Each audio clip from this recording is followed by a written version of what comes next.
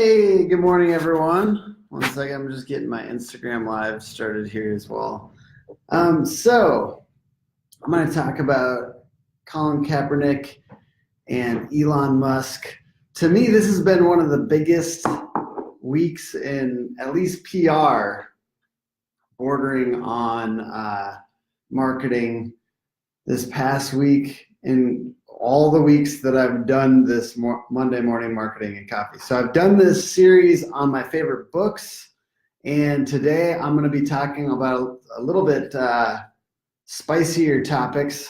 So the first one we'll be talking about is his Nike ad last week, and if you didn't see it, I don't know how you didn't see it, but the ad was just his face, and it just said, "Believe in something, even if it means sacrificing everything." So Colin Kaepernick, was a famous football player, but he also was famous, for this issue with him protesting and kneeling last year, and it's just been back and forth battling with the president, right? So it's been a very weird situation, but in this case, there are a lot of people outraged. So people get outraged on Twitter. Everyone's talking about it. So the key thing to me was it's just driving conversation.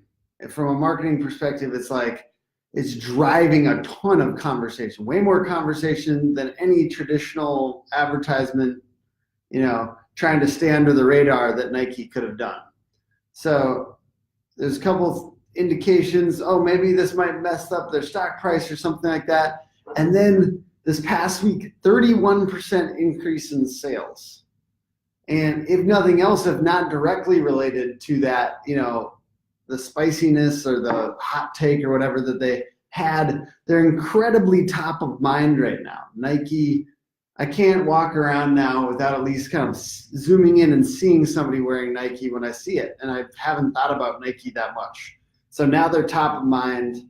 And another thing to note is in the overall scheme of marketing over the past, 20 years, Nike is just, how many years has it been? I mean, they've been crushing it for 30, 40 years now. Nike has a history of outrage, or at least not taking the safe route. So at a certain point, I think it was 90s, could have been 2000s, Charles Barkley had a campaign with them that was, "I am not a role model." And at the time, I mean, that doesn't sound that crazy nowadays, but at the time, that was against the common knowledge that this person, that a sports figure, a famous sports figure, would not be a role model. So they essentially took this this more controversial route, and people had talked about that. Apparently, they talked about it for a year afterwards. So Nike has a history of not taking the safe route. And, my take on it is, wherever your politics stand on the issue, my take on it is attention is the real currency here. And this has just brought a ton of attention on Nike. So if you've got people's attention, whether they're mad at you or whether they're feeling very emotionally resonant with the stance you just took, you have a lot of power, and you are going to be able to wield purchasing power in the market. But we'll see. So this is, a little bit considering this past week with the 31% increase in sales, but we'll see if that prediction plays out over the next couple weeks and couple months. I have a feeling it's really going to play well for them as far as, increase in sales. The second one we're going to be talking about today is, hi there. The second one that we're going to be talking today is Elon Musk. So Elon Musk was on Joe Rogan, and gasp, he smoked weed. He took one puff. But here's the thing. The market seemed to respond to him doing this. So the market, Tesla stock dropped 7%. There's also a couple announced resignations Friday for Tesla, so it could have been related to those. But all the clickbait headlines were like, Elon Musk smokes weed on Joe Rogan and the Tesla stock price dives. And so it's kind of this, it could just be the clickbait journalism of it all, but there was a little scare on Friday. The podcast on Deeper Inspection, I've listened to and watched it because I like Joe Rogan. But on Deeper Inspection, there's a huge ad basically for Tesla, because Elon Musk just goes into how he thinks it's the perfect product and how he thinks it'll make people happy. And he really goes deep. Like, you really don't get this kind of long form advertising in traditional media. And despite what people are calling outrageous and weird ideas that Elon Musk has, I mean, I must be out there because I don't think they're that outrageous. Him talking about AI and him talking about the possibility of us being in a simulation, all these things, people find them very crazy or whatever. Here's the thing. He talked a lot about Tesla and a lot about that product, and he really believes in it.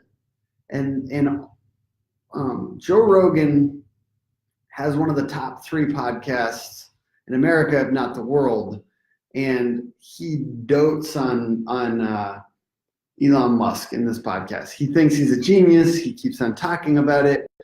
This is not something that long term would likely, in my opinion, be bad for Tesla and SpaceX and the other things that Elon Musk is involved with. It's essentially, very complimentary towards him, and he took a lot of time to talk about the benefits and features of Tesla, including some really interesting ones. You should check out the podcast if you haven't yet. So my hot take is that the attention that this brings for Elon Musk and Tesla will be a very good thing long term. And this one's despite this, the stock going down 7%. Like I said, it's a giant ad for Tesla and Tesla cars.